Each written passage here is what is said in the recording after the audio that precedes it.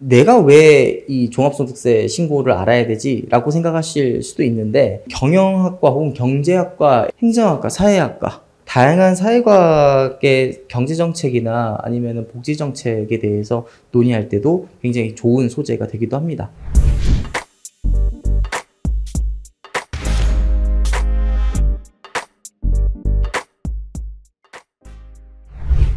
자, 안녕하세요. 자, 이진경 3회차입니다. 이제 거두절미하고 바로 강의 한번 진행해 보도록 할게요.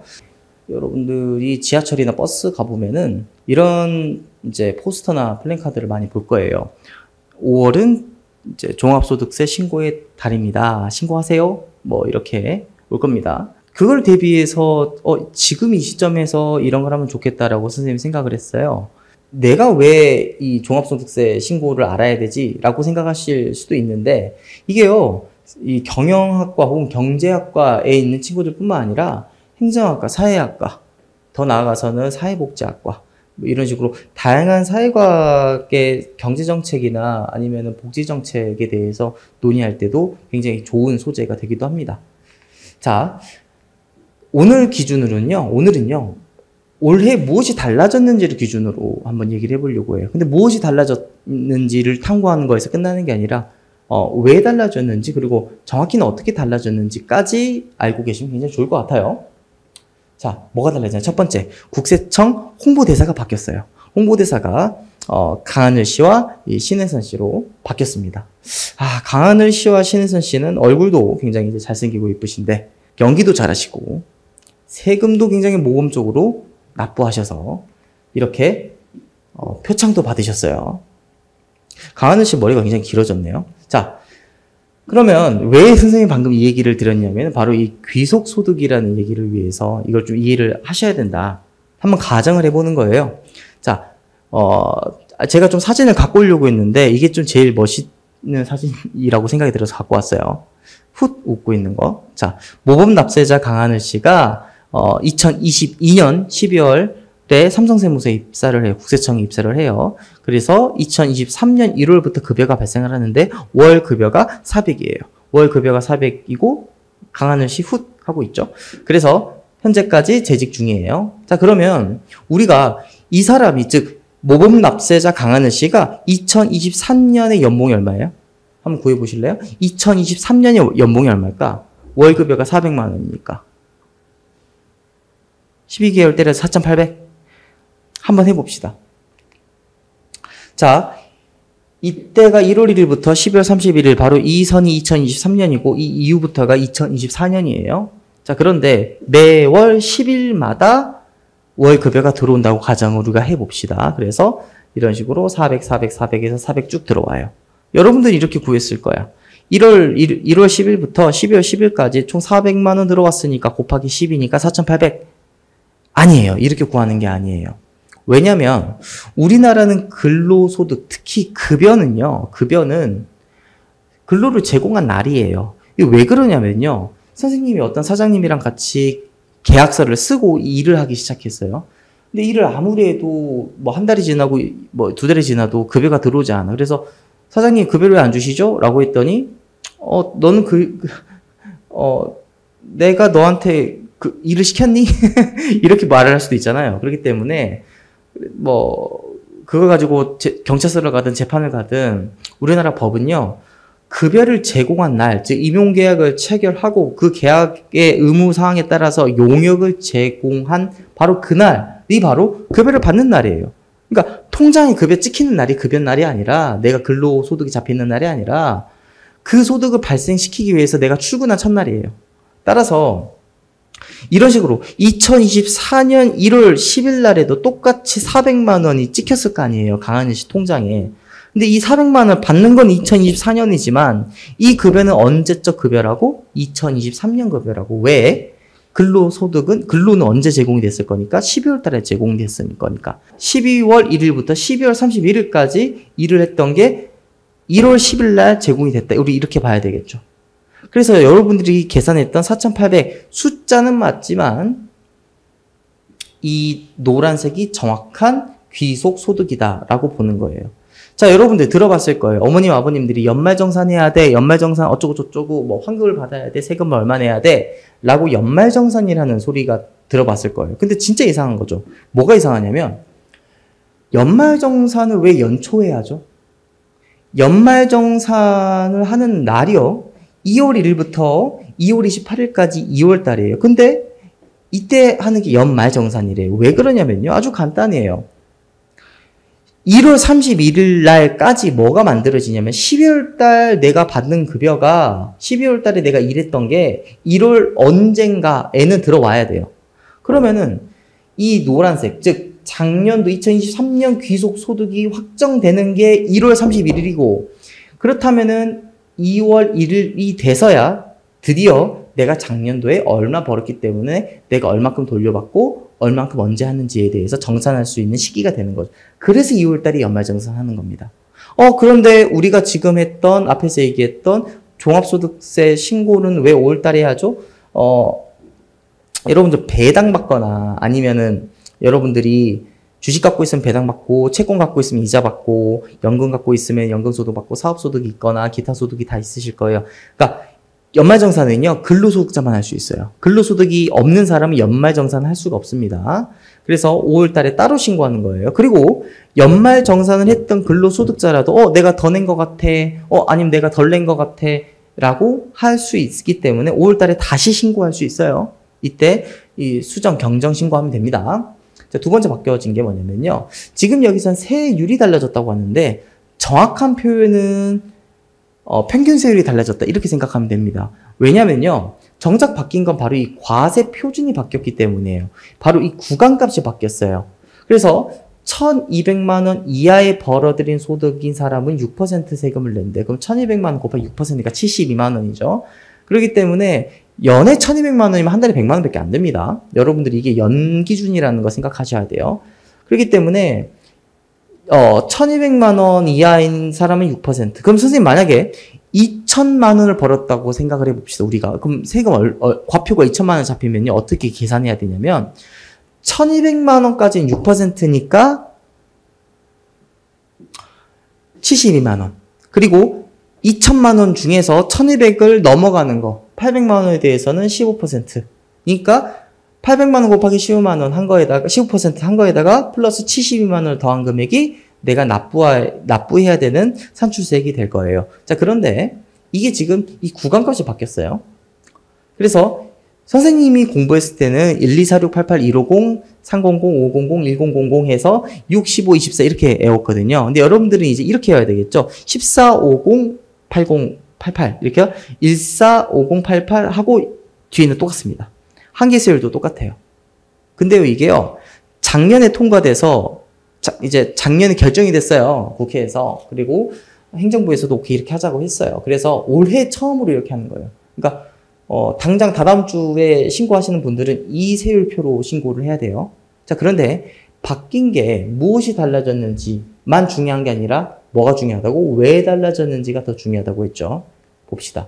선생님이요, X축을 과표, Y축을 세액으로 해서 한번 그려봤어요. 그려보니까 지금 바뀐 부분만, 그래서 8,800만 원 이하인 구간만 지금 선생님이 한번 그려봤거든요. 방금 얘기했던 것처럼 1,200만 원의 맥시멈은 72만 원, 그리고 4,600만 원을 벌었을 때는 72만 원에서 추가 금액 했던 거에다가 곱하기 15 때려보니까 582만 원이 나왔대요. 그래서 이거를 이렇게 딱 그어보니까 이렇게 나왔네요. 자, 여러분, 이거 할 때 이게 지금 구간에 따라서 기울기가 다 다르죠. 이 기울기가 뭘까요? 이 기울기가. 이 기울기라고 하면 물론 얘는 연속하긴 하지만 기울기가 다 다르죠. 이 기울기가요, 바로 여기 있는 세율입니다. 여기 있는 한계세율이에요. 그래서 예컨대 4,600만 원부터 8,800만 원인 이 구간에서 이만큼 세금을, 이 소득을 더 벌어들였으면 이만큼 증가할 텐데 얼만큼 증가하냐면은 바로 24%만큼 증가하겠죠. 그래서 이 기울기 값이 바로 세율이고, 그래서 우리가 이 세율을요, 한계 세율이다, 마지널 텍스 레이트다 라고 얘기를 하는 거예요. 자, 그래서 이게 왜 이렇게 바뀌었냐? 지금 이 하얀색이 개정 전이고요. 그리고 빨간색 이 표를 바탕으로 노란색으로 선생님 다시 한번 세율표를 만들어 보니까 이렇게 됐어요. 자, 뭐가 바뀌어졌죠? 일단 구간값이 바뀌어졌죠. 그러니까 구간값이 지금 1200만 원까지만 6% 줄게였다가 이제 1400까지 6% 해줄게 해서 최고 세율이 적어도 1400까지는 6%가 84고 이런 똑같은 논리로 이렇게 가고 있어요. 저소득층의 세부담을 완화해주기 위해서 그리고 누진세를 통해서 사회적 재분배 혹은 경제적 소득 재분배를 강화해주기 위해서 이렇게 만들었대요. 근데 이게 왜 재분배 강화 정책이죠? 라고 생각하실 수도 있는 분이 계실 것 같아서 이것만 보면 이해가 잘 안 와닿으니까 자, 지금처럼 8단계 누진 구조를 선생님 다 그리진 못했는데요. 우리가 지금 앞에 구했던 건 3단계잖아요. 뒤에 있는 것까지 한번 구해봤어요. 똑같이 X축 과표, Y축 납부세액으로 해보니까 지금 하얀색이 개정 전 그리고 노란색이 개정 후인데 어떻게 돼 있어요? 더 지금 안쪽으로 들어와 있죠. 안쪽으로 들어와 있는 소리는 저소득층, 바로 이 부분. 저소득층은 납부세액이 오히려 더 좀 줄었어요. 훨씬 더 줄어 있는 상황이고요. 그렇다면 더 나아가서 우리가 만약에 이 구간값을 더 지금처럼 늘린다고 생각을 해보면요. 이렇게도 가능하겠죠. 즉 점점 더 볼록해질수록 재분배 강화 정책은 훨씬 더 커진다라고 우리가 알 수 있겠네요. 그래서 바뀐 부분은 바로 이 구간에 대해서만 바뀌었기 때문에 방금 얘기한 것처럼 실제로 기획재정부에서도 입법 예고할 때 바뀐 이유, 개정 이유 서민 중산층의 세부담 완화를 위해서 과표의 구간을 조정할 거예요 라고 했고 그 결과 한계세율은 똑같더라도 똑같은 구간에 있어서 평균세율은 달라졌을 것이다 라고 알 수 있겠죠. 그리고 세 번째, 각종 공제가 확대됐어요. 물론 공제가 바뀌는 건 엄청 바뀌어요. 지금 우리가 하고 있는 게 뭐죠? 종합소득세죠. 근데 종합소득세를 보조해주는 다른 법들이 있어요. 그 아래 하위 법령도 있고요. 특히 조세특례 제한법이라는 이제 법령이 있는데 이 중에서도 조특법이 있어요. 그런데 선생님은 크게 두 개로 나눴어요. 소득공제와 세액공제. 이름에서도 알 수 있다시피 공제라는 뜻은 여러분들이 알 거야. 조금 제해준다는 거지. 그런데 이 녀석은 소득을 낮춰주는 효과가 있고요. 이 녀석은요. 세액을 낮춰주는 효과가 있어요. 아, 종류 너무 많죠. 의료, 기부, 월세, 자녀, 교육, 연금 다 있죠. 자, 그런데 여러분들 타먹는다면 뭐 타먹을래? 소득공제 타먹을래요? 세액공제 타먹을래요? 선생님은 무조건 세액공제를 타먹을 것 같아요. 자, 보십시다. 여기 바로 그 앞에 그 8단계 누진구조 표를 보면요. 이 녀석을 과표라고 했잖아요. 이 과표를요. 이 녀석은 종합소득금액에서 나오는 녀석이에요. 종합소득금액에서 소득공제를 해주는 게 과세표준이거든요. 그러니까 소득을 줄여주는 역할이에요. 이 녀석은. 그리고 세액공제는요. 어쩌고 저쩌고 해서 세율이 곱해지고 나서의 금액을 낮추는 효과가 있는 녀석입니다. 그래서 이렇게 생각하면 돼요. 이 곱해지는 게 세율이라고 특히 한계세율이라고 가정을 해보면은 똑같이 100만 원을 낮춰줄게, 소득공제 낮춰줄게, 100만 원 세액공제 낮춰줄게 라고 한다면요. 소득공제는요. 한계세율이 15%로 가정을 했을 때 만약에 마이너스 100만 원이라고 우리가 가정을 해보면은 그리고 한계세율이 15%였잖아요. 그러면은 적어도 산출세액이 마이너스 15만 원이 되겠죠. 그렇죠. 100만 원을 줄여주는데도. 즉 소득공제는요. 한계세율을 곱한 만큼만 절세 효과가 있어요. 그 이상은 아무것도 아닙니다. 그에 반면 세액공제는요. 깨끗하게 100만 원을 그냥 여기서 얼마가 나왔든지 100만 원 그대로 다 감소시켜주는 효과가 있습니다. 그러면은 여기서 우리가 좀 더 머리가 좋은 친구, 지금 선생님 설명을 잘 집중하고 있는 친구는 이런 생각도 할 수 있겠네요. 지금 이게 만약에 커버리면 얘가 지금 45%, 10억 원 초과는 45%예요.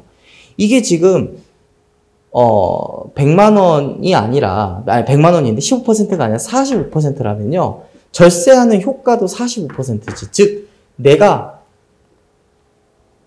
1200만 원을 벌었는데 100만 원 소득공제 받는 거랑 11억을 벌었는데 100만 원 소득공제를 받는 거랑 차이가 다르다는 소리예요. 얘는 100만 원 벌었더라도 6% 공제되고요. 얘는 11억을 벌었는데 100만 원 만약에 공제를 받는다고 하면은 당연히 45만 원 공제가 되겠죠. 즉, 한계 세율만큼 절세가 있다면은 고소득자라면, 즉 한계 세율이 높은 친구들이라면은 그만큼 절세 효과가 훨씬 더 커진다고 우리가 볼 수 있겠죠. 자, 그런데 그러면은 세액공제가 꿀이니까 세액공제로 난 다 타먹고 싶어요 라고 생각할 수 있는데요. 실제로 세액공제는 일단 어떤 문제가 있냐면 첫 번째로 거의 모든 세액공제는요 한도가 존재해요. 그리고 그 한도가 굉장히 작아요. 그 한도를 넘어가서는 공제를 받지 못합니다. 아무리 돈을 그쪽에다 많이 쓴다고 하더라도. 두 번째, 거의 우리나라에 있는 세액공제 90% 이상은요 근로소득자만 가능해요. 그러니까 방금 얘기한 것처럼 바로 이 앞에 있죠. 종류 많았죠. 이거요, 의료비 같은 경우랑 기부금 같은 경우는 기부금은 다른 방식으로 이제 공제가 되고요. 거의 대부분 이런 것들을요, 죄다 근로자만 됩니다. 그러니까 사업소득자, 편의점 사장님, 치킨집 아저씨 안 돼요. 이런 거 못 받아요. 월세 세액공제 이런 거 못 받습니다. 근로자만 돼요. 그래서 이런 세액공제는 한도가 존재하고 근로소득자에 국한되는 정책이 많기 때문에 조세의 형평성상 그런 문제가 발생한다. 자, 마지막으로 선생님이 약간 좀 잔소리 같을 수도 있는데 상경학과를 대상으로 지금 이걸 찍고 있긴 해요. 이분들이요, 실제 모범, 여기 신혜선 씨랑 강하늘 씨, 우리가 익숙한 얼굴들도 보이네요. 이분들이 바보라서 세금을 많이 내는 게 아니에요. 지금 여러분들이 만 20이 거의 안 됐죠?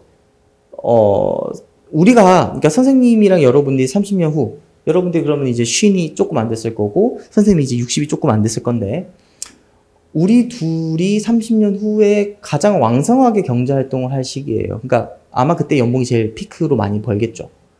그때는요, 지금 수준이 아니라 굉장히 우린 중과세일 가능성이 커요. 인구 구조상 그래요. 부양해야 될 노인 인구는 많아지고, 노인 인구는 증가율이 애초에 많아지기도 한데, 애초에 절대 인구도 더 늘어났어요. 그리고 출생률을 보면 알겠지만, 내는 사람은 점점 좀 줄어들어요. 그렇기 때문에, 내야 될 사람은 줄어들고, 타먹는 사람들은 많아지기 때문에, 궁극적으로 많이 내야 되는 상황이에요. 지금이야 잘 내면 이렇게 표창장도 주지만 우리는 이보다 더 많이 내고도 표창장도 받지 못할 가능성이 커요. 자, 그런데 왜 굳이 이 말씀을 드리냐면요. 여러분들이 지금 이 강의를, 제 강의를, 지금 이 영상을 듣는 친구들 중에 몇몇은 내가 얼만큼 내고, 내가 얼만큼 환급을 받고, 이런 경제 주체가 아닐 친구들도 있을 거예요. 무슨 소리냐면은, 내가 얼마만큼의 세율을 책정하는 게 가장 우리 사회에 바람직하겠다라고 결정을 하는 친구들일 수도 있어요. 그렇기 때문에 한 3가지 정도 어떤 얘기를 해주면 좋을까. 조세제도를요, 특히 이런 세금제도는 국가가 개인의 사유권을 그대로 개입하는 거기 때문에 이걸 선악의 관계로 보는 거를 조금 멀리하면 좋을 것 같아요. 그렇기 때문에 부자는 굉장히 꿀밤을 줘야 돼. 약한 사람 무조건 도와줘야 돼. 착하니까. 그게 아니라 효율성이라든지 아니면 공정성의 관점에서 보는 다양한 입체적인 시야를 기르는 게 좀 중요하지 않나, 제가 감히 선배로서 말씀드리고, 또 여러분들이 열심히 땀 흘려서 일해서 번 돈, 그리고 그 돈으로 차 하나, 집 하나, 아니면 전세금이라도, 아니면은 조그만 오피스텔이라도 이렇게 만들어진 재산이 얼마나 소중하겠어요. 똑같은 거예요. 남의 재산 또 그만큼 소중하다는 걸 알면 좋겠다. 그리고 마지막으로 룰이 공정하다면 그 룰에서 만들어진 결과도 우리가 승복할 줄 아는 것도 용기 있는 사람이다. 그래서 그렇게 돈을 많이 버는 사람이 있으면, 그리고 거기에 대해서 많이 내는 사람이 있으면 그 사람에 대해서 존중하고 박수를 보내는 것도 굉장히 건강한 사회일 것이다. 이 말씀을 꼭 드리고 싶었어요. 자, 여러분들요, 지금 선생님이 얘기했던 것들을 바탕으로 실제 중간고사 이후에 이 영상을 보시게 되면은 실제로 발표를 해 보십시오. 더 찾아보시고 보고서를 쓸 수 있는 이런 시간적 여유가 생긴다면은 꼭 그렇게 하시는 거를 선생님 개인적으로 좀 추천을 드립니다. 조세 분야는 경제이기도 하지만 법도 일정 부분 있고 방금 우리가 보다시피 수학적인 것도 조금 있어요. 그렇기 때문에 굉장히 매력적인 주제라서 겁먹지 마시고 충분히 하시면 굉장히 좋은 학생 활동이 될 거라고 선생님이 감히 자부합니다. 일단 이진경 3회차가 오늘 여기서 끝이 났고 4회차, 5회차도 남았으니까 4회차, 5회차도 선생님 지금 좀 고민하고 있거든요. 4회차 때 보기로 하고 오늘 강의는 여기서 마치도록 하겠습니다. 긴 시간 시청해 주셔서 감사합니다. 김상현 쌤이었습니다.